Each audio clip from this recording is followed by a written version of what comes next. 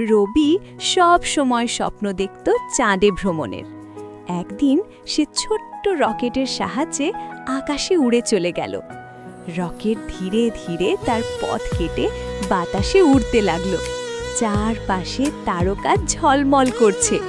চাঁদে পৌঁছলে রবি মুগ্ধ হয়ে দেখল সাদা নরম ধুলি আর চকচকে সোনালি আলো চারপাশে ছড়িয়ে আছে। সে হাঁটতে লাগলো আর হালকা জোরে লাফ দিল। মাটির চেয়ে এখানে অনেক হালকা। চাঁদের কণ্ঠস্বর যেন তাকে স্বাগত জানাচ্ছে। ছোট ছোট চাঁদের প্রাণী আর কুমারী ফুল রবিকে ঘিরে নাচতে লাগলো। রবি তাদের সঙ্গে বন্ধুত্ব করল, হাসল, খেলা করল। দিনের শেষে রকেটের মাধ্যমে সে পৃথিবীর দিকে উড়ে ফিরে এলো।